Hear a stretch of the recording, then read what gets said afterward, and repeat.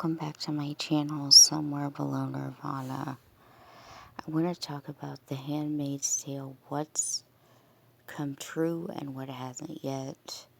If you don't know about The Handmaid's Tale, it is by Margaret Atwood, and it is a world in which women are deprived of their rights and basically are turned into childbearing slaves.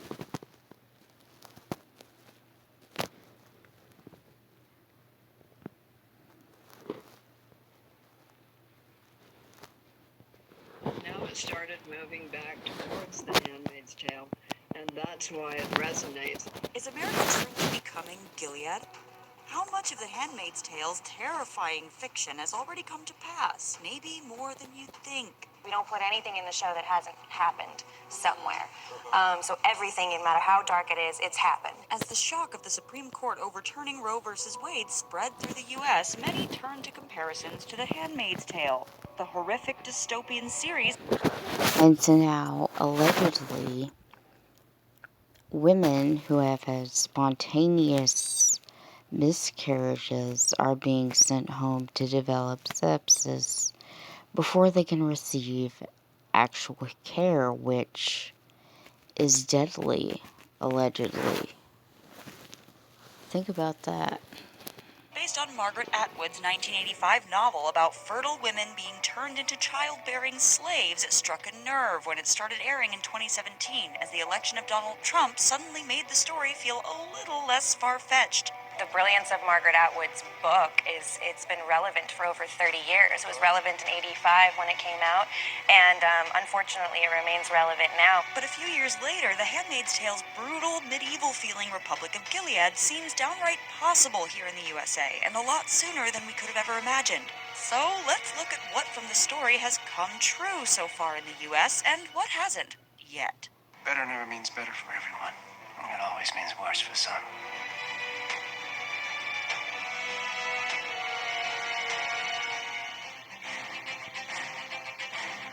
In the puritanical regime of Gilead, which takes over the USA, fertile women are turned into handmaids, raped by powerful men called commanders, and forced to give birth to babies who are taken away and placed with the commanders and their wives. All this sounds far too bleak to be imaginable in the US, but elements of it are already happening in some states. Women being forced to carry unwanted pregnancies to term? Check. Even if they're raped or even still children themselves? Incredibly, yes. Unless... And I should have put a trigger warning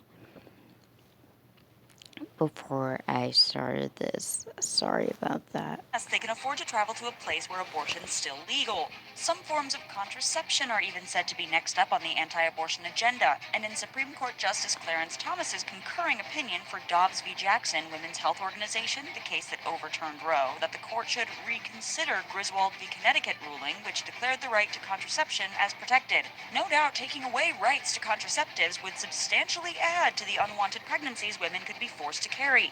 In a Handmaid's Tale flashback of pre-Gilead USA, we see how our current state of affairs led to Gilead's status quo. Janine, a single mom struggling to make ends meet, can't afford a second baby and schedules an abortion at a place that actually turns out to be a crisis pregnancy center. I want to go through with it. That's why I'm here.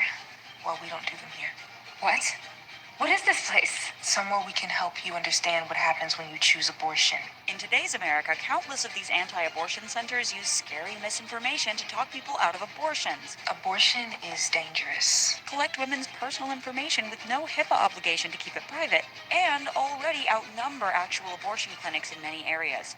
In the first episode of Handmaid's Tale, June and Emily walk by someone who's been hanged for working in an abortion clinic. While this isn't happening in the U.S., people are being prosecuted for aiding abortions in any way in Texas, Idaho, and more states soon to follow, while women who've aborted or miscarried can even face criminal charges of murder. That's right. You heard it right. Miscarry. As in not their fault. And speaking of,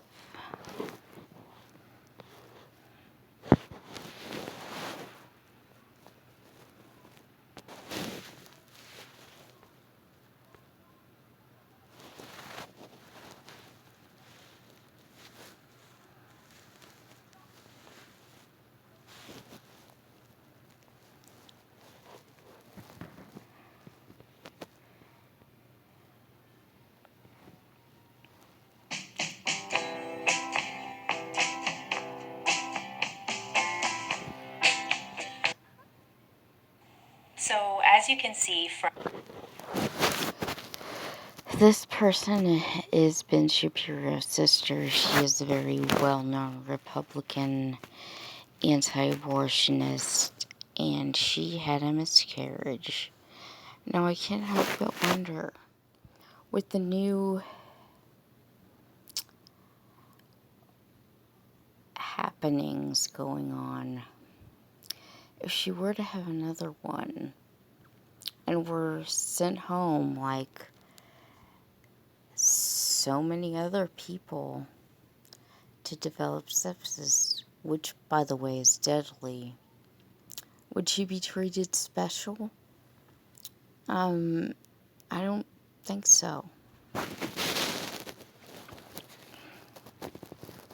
From the title of this video, I had a miscarriage, and that happened not too long ago, just a few weeks. And I wanted to talk about it because I think for some women, this can feel really lonely. And it can feel like it was your fault. And I don't... It wasn't yet. You will be treated as if it is your fault, and could even face punishment. want anyone to feel that way. I'm really lucky. I never felt alone. I have a lot of family and a lot of friends who are really supportive, and I have a wonderful husband who is incredible and has been so supportive of me throughout this time. And of course, we've been supportive of each other because it's not just about me, it's about the two of us and what we lost. But I have a lot of friends and a lot of family members who have had miscarriages too. And that helped me realize that I'm not alone, and this is so common. Common. As in, happens all the time. And if it happened again to her, what would happen?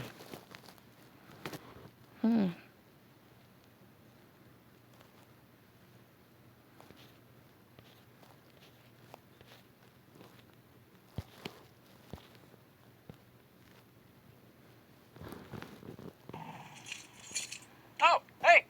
I was just going for a drive, which is wild because up until very recently, the thought of driving more than 5... Now it started moving back towards the Handmaid's Tale.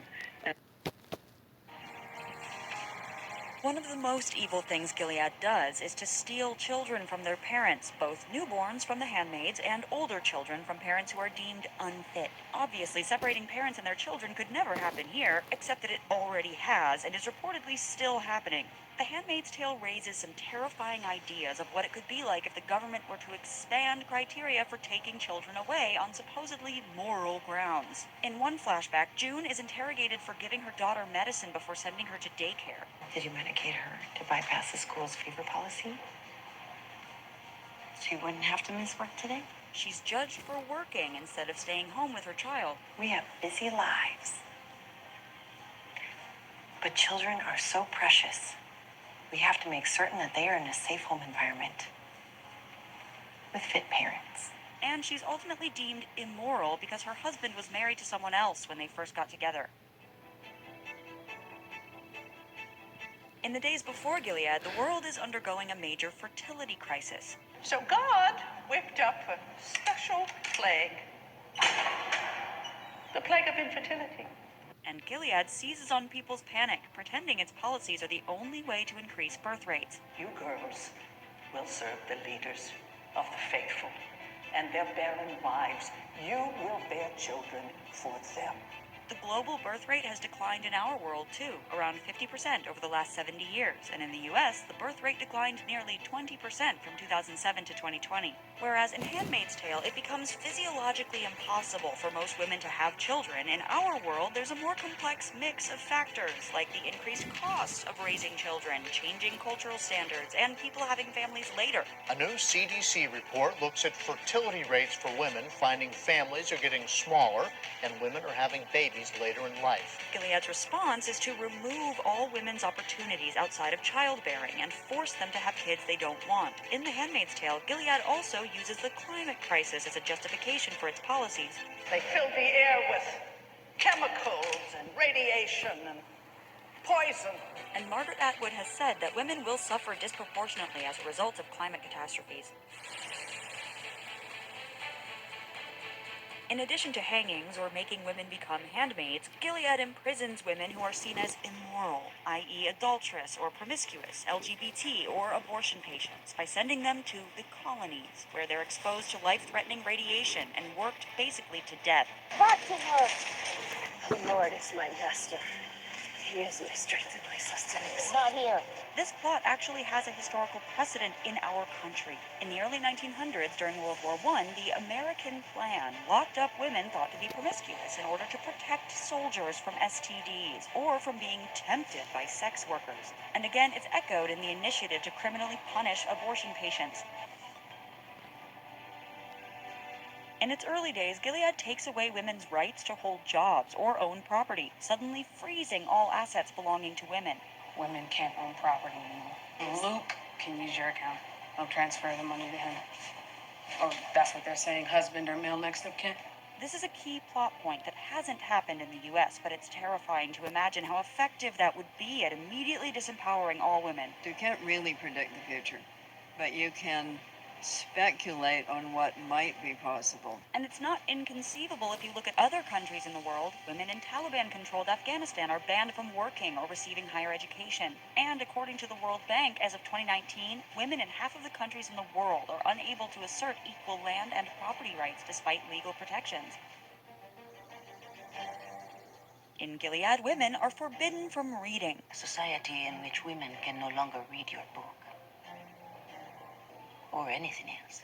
Today, unlike in some other countries, U.S. women's rights to education remain intact, but U.S. school curriculums and public libraries are seeing record numbers of challenges or bans of books dealing with topics like gender identity, racism, and sexuality. Politicians like Ron DeSantis and Harry McMaster objected to schools reading the book Genderqueer by Maya Kubabe, while Glenn Youngkin ran an ad featuring a parent upset that her teen son's class was reading Toni Morrison's Beloved, and Senator Ted Cruz took major issue with the book Anti-Racist Baby. Do you agree with this book that is being taught to kids that babies are racist? Senator,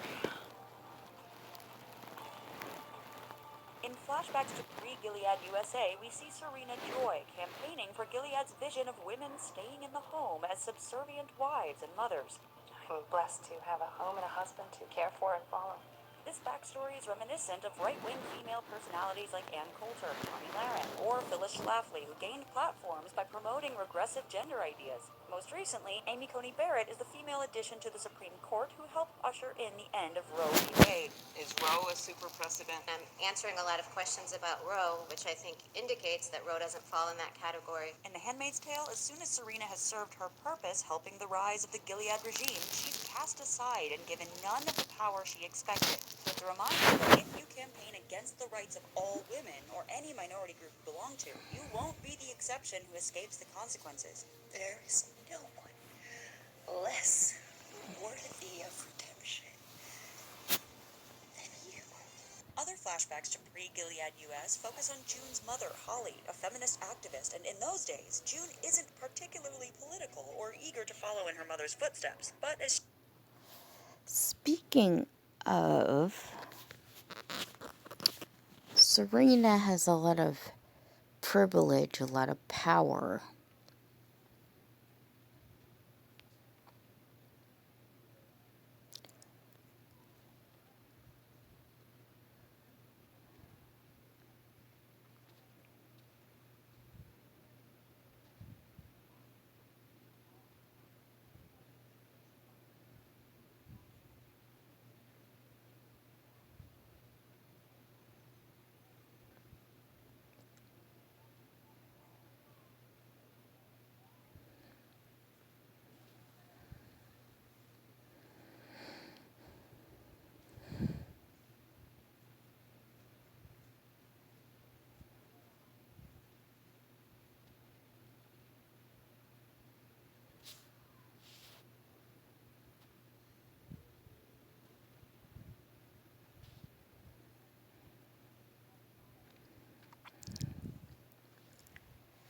take a look at this.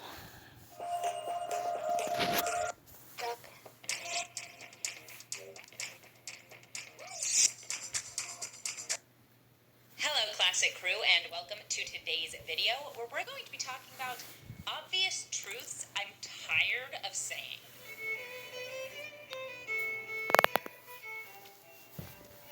If you are new to my channel, here we talk about classic living and traditional values, and I would love if you would consider subscribing and hitting that notification bell. And if you haven't already subscribed to my Substack newsletter, where you'll get access to a ton of exclusive content, including my podcast, my book club, my discussion threads in our community, make sure to head over to classicallyabbey.substack.com.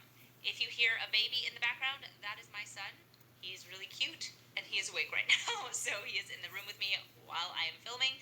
But today we're going to be talking about obvious truths that I'm tired of defending, that I'm tired of saying. Y'all, these are obvious. We should all know them by now. And I'm so annoyed that it's still controversial when I say them. So, let's get into today's video. Let's do this. Number 1, stop having sex with random people. And by random people, I know this is really not popular, but I'm talking about anyone who you're not married to. Yes, your boyfriend is a random person because you've not committed yourself to sharing your life with that person. So, yes, your boyfriend is random. Anyone who is not your spouse is random. Stop doing it. It's not good for you. It's not good for you mentally. It's not good for you emotionally. It's not good for you physically.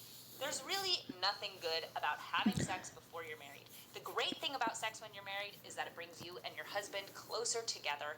It gives you the opportunity to create a new life. It's a great thing when you're married. But when you're not married, it's dumb. Stop doing that. Just stop. You have to stop. Number 2, get married. Yeah, getting married is actually better than any other option. If you can get married. Not always. Trigger warning. What if you're married to someone who's abusive? Is that a good marriage? Is that a good choice? Don't think so. Abby is very much into the Republican system, and of course she thinks it's okay and good to get married. I mean, her husband's an attorney, and she has privileges. Not all women have those privileges. Get married. Now, for those people who have been looking and are having a hard time finding the right person, we're not really talking about that scenario, right? Because they're trying their best to find the right person. But for everyone else who thinks that marriage is just an option, that marriage is okay, or that marriage is actually a worse choice than remaining single, that's stupid. Stop that. It's obvious that marriage is the best option. You have support. You have a lifelong love. You have lifelong commitment. You can build a family with someone who has promised to stay with you and support that family. You can enjoy the company of someone for the rest of your life. And honestly, getting married makes the world a better place. Obvious. Number 3, have babies. Yes, having babies is actually a good thing. It is the best. Have babies. Babies, babies, babies. They want people to have babies. Doesn't matter if you're ready for a baby. Doesn't matter if you can take care of a baby. Roe versus Wade has already been overturned, so what choice do you have? Option. If you can have babies, have babies. It's awesome. Number 1, it's fun. But number 2, it's actually a fundamental good to take care of the next generation of people, to grow the next generation of people, and to raise them with good and strong moral values. That's it. I don't know why this is complicated. Yes, having babies is what you should be doing. Traveling the world? Having a beautiful, amazing career? Okay. Did you have babies? No? Oh, okay, what are you doing? Yes. Yes, I believe these things. Yes. Yes, I'm being serious. And yes, this is obvious, and it should be obvious. Okay, last but not least, men are different than women. Yeah. Who could have guessed? Oh my God. Men and women are different. Men and women are very different in many fundamental ways. And that means that men cannot become women and women cannot become men. Not only in our biology, not only in our chromosomes, but also what we are, what we do, who we are, what we want. These are all things that are different between men and women. And yes, there can be crossover. Yes, some women are tomboys. Yes, some men are more feminine. But we're all still men and women, and they're different. Okay, this is obvious. I'm done. That's it. So those are the 4 things I wanted to talk about today. So you see the problem and how the Handmaid's Tale can come true. And they already have women poised to help make it happen. Leave your comments below. Thank you for watching.